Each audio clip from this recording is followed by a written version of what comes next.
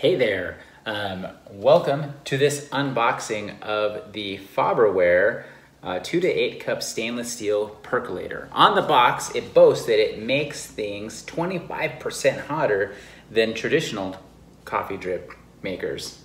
So I want to put that to the test. We're going to do that in a little bit, but I want to unbox it. And while I'm doing it, I'm going to let you know that this is a replacement Farberware percolator because mine broke. And we use it in the house a lot. It lasted about a little over a year. That doesn't sound like a lot of time. I think it could have been just been a fluke because my mom has one and we had to borrow hers, and she's had that thing for years without fail. It's been perfect. I think ours was just a fluke accident with it and it just stopped working. But they are very reliable. Like I said, my mom has had one for years and it is a trusted brand and I really like it. And let's see, okay, so good box. It comes in a bunch, the box itself has a bunch of different languages to let you know what you're getting yourself into and the important instructions. And it looks like it has this to keep it safe. It looks just like my old one. Oh, has the markings on the outside. That seems new. I don't think the old one had that. And it also comes with this power cord. So you plug it in to the percolator and then plug it into the wall and then it percolates it. And we're gonna go test that out in a minute, but just right out of the box, this thing looks great. It looks clean. I'm gonna go clean it out and then we'll get started here. What do you think? Hey, again, I'm back. Before I clean this out, I did want to tell you about a couple of the pieces that go into the percolator. It's very, very simple. Obviously, you have the whole piece of the coffee percolator, okay? And then you have the lid that comes off. It sits there pretty good. It fastens on there. As you can see, when you take it off and when you put it back on, it snaps. It snaps so you know that it's closed, okay? As you can see, it has these kind of lips here that kind of hug on to the edge of it so that it stays closed while it's percolating the coffee.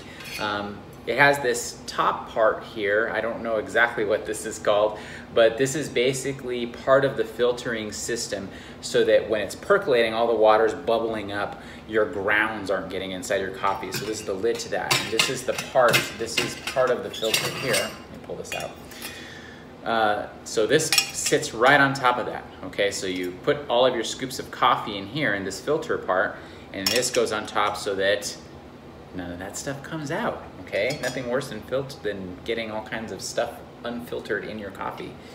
This goes in the percolator, so you insert this like this into there, and then there is a resting spot that you'll see that this sits in, so you know that once it's in there, that's where it needs to be. That when all of the percolating happens, it's in the right spot. Otherwise, it will bubble up because it's essentially when you're plugging this in, you're plugging it in to power it up to get this hot, this bottom piece that doesn't detach, and it's not supposed to detach, that is supposed to bubble up and boil your coffee, okay? So it bubbles all that up. So if everything's in the right spot, it's gonna stay there, the lid's gonna stay there, everything's gonna stay there. You don't have to worry about grounds and stuff getting in there. That's what's great about this filter. And you know what? What I prefer about this, personally, over your traditional coffee maker, like another brand that I won't say, but just the kind that you have to buy the paper filters and put them in there. You know, most households have those ones. Those ones are fine. They are inferior to the coffee percolator, and they are inferior to Farberware. Even though I did mention that mine broke, but you know what, with this one, I did purchase the extra 2-year protection plan, so it's good. And even on the box, it even says it has a limited warranty too. So the company itself gives you 2 years. And like I said, many times, they work so well. It was just kind of a fluke.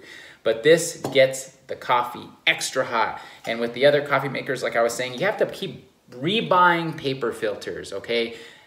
That's no fun, okay? That's just, hey, let's take some more money out of you. That's what they're trying to say. Well, but this, all you have to do is just apply a little elbow grease, clean it, okay? Just get it wet, clean it out, and then you're ready to go. It's already up to built-in filter. What else do you need? All right, I'm gonna clean it out this time for reals and then come back.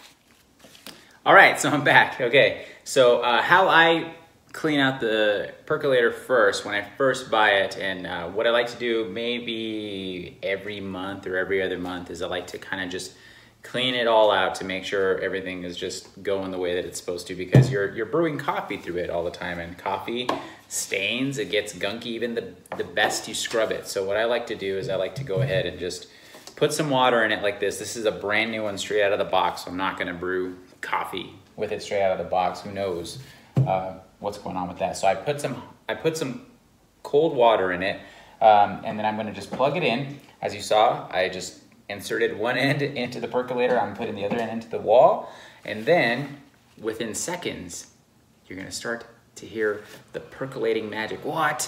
What'd I tell you? Under 10 seconds, you're already hearing it. So this thing is already working. So what this is gonna do is it's gonna just get the water boiling through, get it all through here, and that's gonna help just to kind of clean out the innards, I think. That's just, you know, just me personally, I like to do that. So instead of just rinsing it out in the sink. So I'm probably gonna do this maybe one other time. I don't fill it all the way up with water when I do that. I just do like maybe like 4 cups just to kind of get it, you know, grease the skids, as they say. Then I'll come back again, and then we should have the coffee, and you can see what it looks like. All right, so now we're ready to make some coffee. The thing's all cleaned up. This is one thing that I probably should have mentioned, and it's maybe I did, but just in case. The port that your percolator cable goes into before you plug it into the wall, when you are cleaning this out, it is very important that you do not get that wet. Obviously, it makes sense, right? You don't want to get something wet that's going to go into an electrical socket. And even though this isn't directly going into the socket, this end is going into this, and this is going into the electrical socket.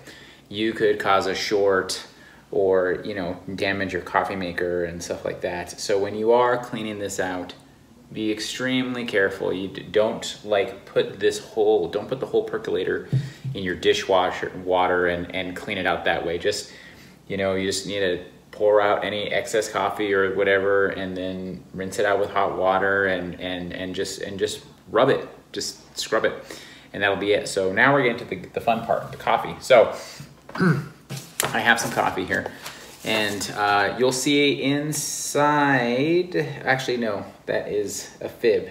It's only on the outside and the inside of the percolator. It has the markings for 2, 4, 6, and 8 cups, okay? I'm using this size, which I think it's about a tablespoon. So I use half of whatever it calls for. So in this case, I'm making 6 cups of coffee.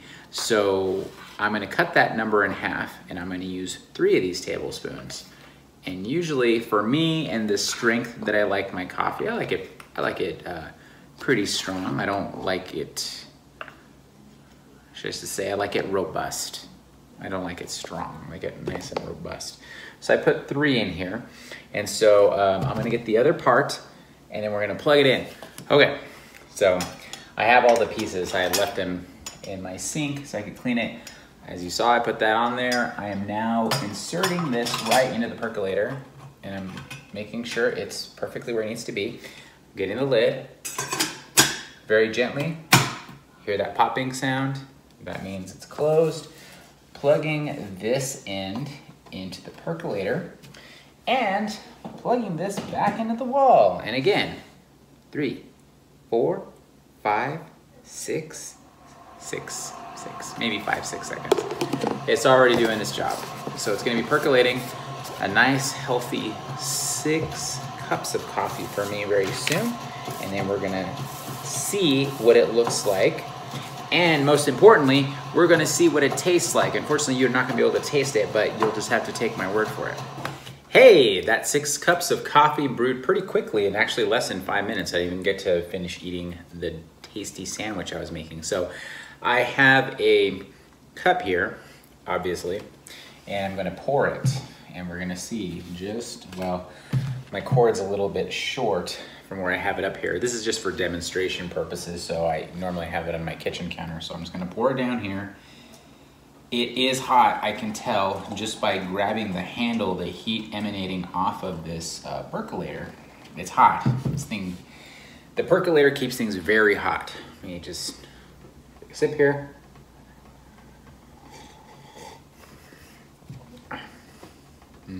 That is a nice warm cup. It is hot. This thing is disfiguringly hot the way it gets it. As opposed to your traditional coffee maker, which it gets it kind of hot in the beginning and then it powers off and then it just lets it be whatever it is. I never understand that. The percolator always keeps it as a nice piping hot temperature. It doesn't re-brew it ever. The only way it would do that is if you unplugged it and let it settle down for a bit and then plugged it up again, because the nice thing about this, it has kind of like a built-in safety, I guess. You couldn't just like unplug it and then immediately replug it in again, it's gonna start brewing again, because there is no on and off switch. I guess that is a negative if you wanna have some sort of sense of control, I guess. It will start percolating immediately upon plugging it into the wall. Which is different from other coffee makers where you turn it on and off. This one doesn't do that, but it has a built-in thing. It won't allow it to heat up if it's still like already very hot. So you unplug it and then you wait a minute and plug it back in. It's most likely not gonna percolate again, and that's good because it doesn't want it. You don't want to overheat it. Doesn't want it to go crazy. So this keeps it very hot. The other downside to that is that the coffee from this is best when it's extremely fresh, just like any coffee maker. So it's the downside of every coffee maker. If you leave the coffee brewing or just there for too long, it just gets stale or it gets too strong. Because it is keeping this very hot, it's also just keeping everything nice and compact and fermenting or whatever you want to call it. But you have no problem in my house getting rid of it, getting rid of the coffee and the percolator. And I think one of the reasons why the other one gave out, as I mentioned earlier in the video, is that during the whole pandemic that we had this percolator on overdrive. It was on 2 or 3 times a day, 7 days a week. And so it was heavy use. And I think that contributed to its sudden demise. Like I mentioned, at my mother's house where we have it, she's had that thing for probably, a decade with nary a problem. And she has 2. She has the 2 to 8 cup, and she also has the little 4 cupper. And they all work beautifully. And I've used it for years. Prior to this and prior to the one that had broke, I'd used percolators for years, and they really do make some of the best robust coffee. I highly recommend it, and I highly recommend Farberware. Don't get a second-rate brand. Farberware is the best. The reason why you probably know that name and recognize it is because it's got a reputation. So I highly recommend the stainless steel Farberware 2 to 8 cup percolator. Percolator coffee is awesome. Farberware is awesome. As long as you keep this clean after every use, you're not gonna have any like dark stains in it. If you let it, you'd only make coffee every once in a while, so you leave it for like a couple days, it's gonna stain, because it's coffee, guys. That's just what it does. So if you just clean it out, it's gonna stay pristine. It's gonna stay nice and shiny all the time, which is what you want. And thanks a lot. I hope this helps you when you buy it. I highly recommend this. All right, take care.